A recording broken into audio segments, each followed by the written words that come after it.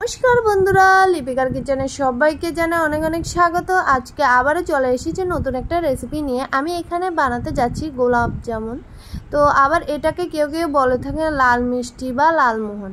একদম দোকানের মতো পারফেক্ট যদি মিষ্টির রেসিপি বাড়িতে বানিয়ে নিতে পারো, তাহলে আমার এই রেসিপিটা প্রথম থেকে শেষ অবধি দেখতে থাকুন।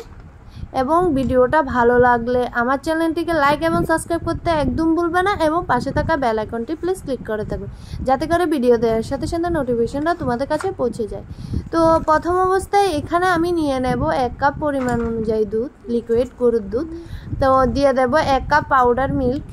তো এখানে দিয়ে দেব 2 টেবিল স্পুন সুজি, আর 1 টেবিল স্পুন দিয়ে দেব ঘি।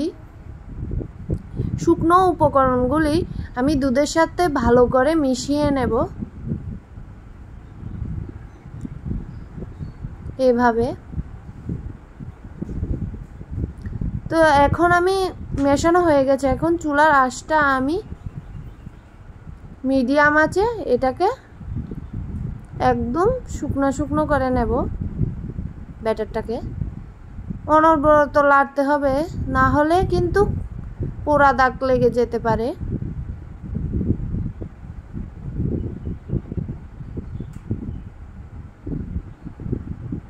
এভাবে 7 থেকে 8 মিনিট লাড়তে হবে।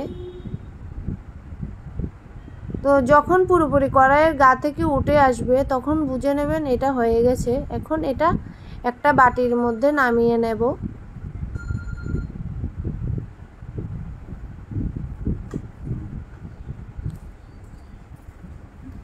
নামিয়ে এই ব্যাটারটাকে প্রথম অবস্থায় ঠান্ডা করে নেব। তো এখানে 1.5 কাপ দিয়ে দেব জল, আর 1.5 কাপ দেব চিনি। চিনির শিরাটা প্রথম অবস্থায় তৈরি করে নেব। জালটা প্রথম অবস্থায় বাড়িয়ে দেব। এখন এর মধ্যে দিয়ে দেব সামান্য একটু এলাচের গুঁড়া, আর দিয়ে দেব লেবুর রস।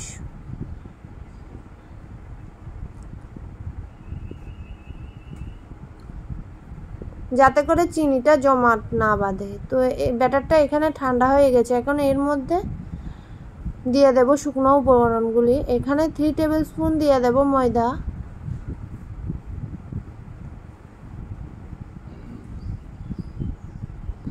আর দিয়ে দেব 1/2 টেবিল স্পুন বেকিং পাউডার।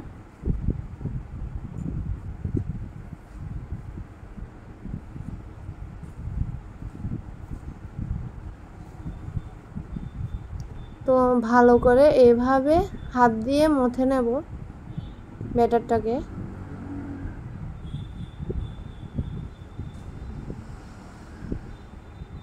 এখন দিয়ে দেব এলাচের গুঁড়া সামান্য একটু। তো হাত দিয়ে এভাবে বলের আকার তৈরি করে নেব। তো চুলার মধ্যে দিয়ে দেব তেল, সাদা তেল।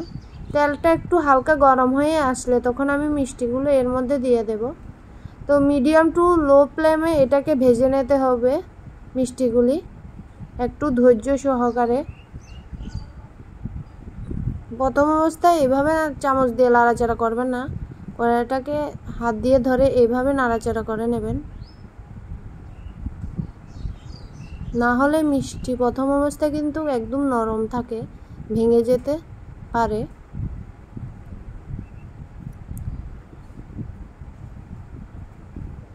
এখন আমি চামচের সাহায্যে হালকা উল্টে পাল্টে দেব।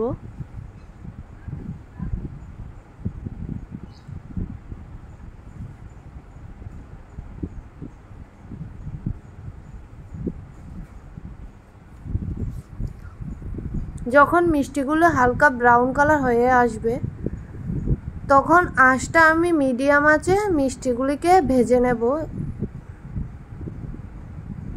এরকম যখন মিষ্টির কালার আসবে, তখন আমি আঁচটা কিন্তু মিডিয়াম আঁচে রাখবো। মিডিয়াম আঁচে মিষ্টিগুলিকে ভেজে নেব।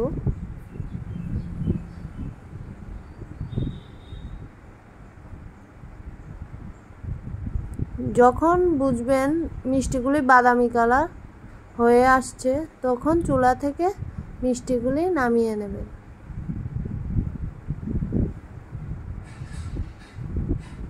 দেখুন খুব সুন্দর কালার চলে এসেছে।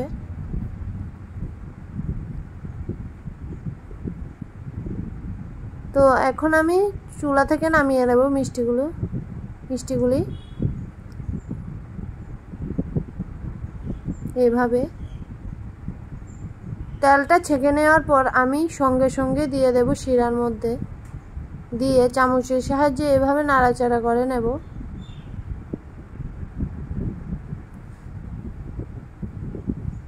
তো এখন শিরার মধ্যে দিয়ে আমি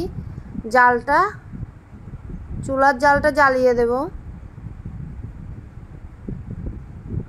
তো এটাকে আমি 2 থেকে 3 মিনিট মিষ্টিটাকে এভাবে বসিয়ে রাখবো।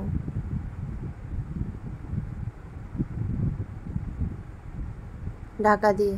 তো এখন চুলাটা বন্ধ করে আমি 2 ঘন্টার জন্য রেখে দেব এইভাবে। 2 ঘন্টা পর মিষ্টি একটা কেটে তোমাদেরকে দেখাচ্ছি। দেখুন খুবই সফট, একদম মোলায়েম হয়েছে, খেতে কিন্তু খুবই অসাধারণ।